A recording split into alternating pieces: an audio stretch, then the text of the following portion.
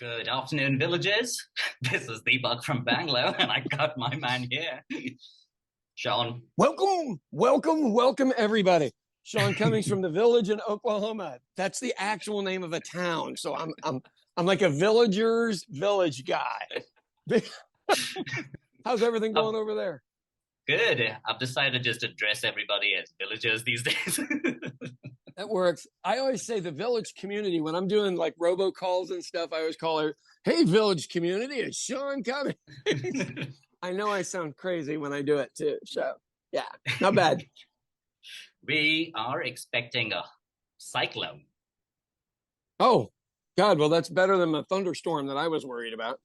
Tell me what that actually means. So if Americans are listening to this, we've never had a cyclone. I actually had to look that up because I was trying to figure it out myself. It basically is that if hurricanes develop, like they start in the North Atlantic and Pacific, I guess. But if they start in the South Pacific and the Indian Ocean, then they're known as cyclones. Interesting. Do they spin the opposite way, kind of like stuff in Australia? Probably. Well, whenever anybody, Sean, I didn't really dive into it. Okay, so here's what you'll hear from anybody Irish that goes to Australia. Like, the water in the loo goes backwards. That's the most fascinating thing in the world. Which way the water spins in a toilet. How sad is that? They got on a machine that flew them through the sky and dropped them off on a different continent. None of that. None of that mattered. Water spun the opposite way. Welcome to my people. Mm-hmm. Before you ask, I am drinking coffee and not chai. And I have regular tea, not chai. Just tea instead of chai tea. Do you want to explain what that means to everybody? Oh, God damn it. I still get annoyed when I see... Do you know the Starbucks down the road from me has something called chai tea? And I wanted to call them and be like, hey, listen, I can understand why you're doing this in other countries. We know chai means tea. Just say tea latte, we'll understand. Okay, since we're on the coffee tea subject, so my family resides in and around an area called Galway in Ireland. It's on the west coast. Mm-hmm. And all they ever had was Sanka. Do you know what Sanka is? The instant coffee? Yeah. Worldwide, Sanka seems to be known, and it tastes like prison coffee. Well, it's not that I have a great judgment of prison coffee. That's what I imagine prison coffee to taste like. So you put a scoop of it in with hot water and stir it. Tastes like shit. So I get to Ireland long after coffee has come to America, where we've got decent coffee and everything, and they're still on Sanka.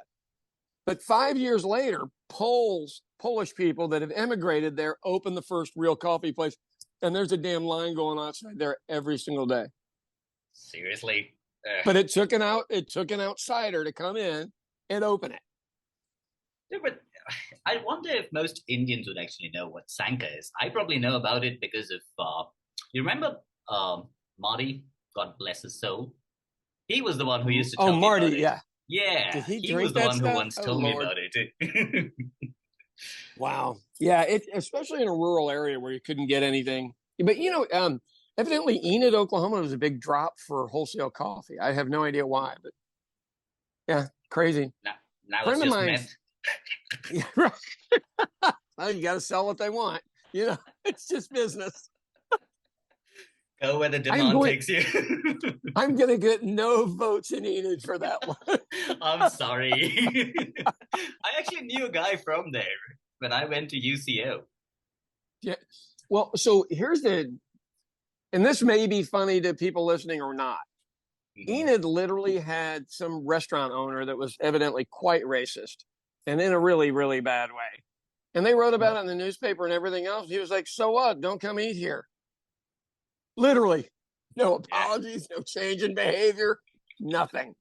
And I was like, that's why nobody moves there. Because the only thing that keeps that going is there's an Air Force base near there where we train people from other countries. And they come in. So they've really got a big mix. You just wouldn't guess it. And then that guy gave him a really, really, really bad name. The One Good Steakhouse. Yeah. I'll give you a side of racism with that today, sir. Would you like your racism in the ketchup or in the soda? Yeah. What was that horrible restaurant somewhere in Texas that got into trouble, where the waitress got fired because she wrote on the board outside, "We like our beer like we like our violence domestic."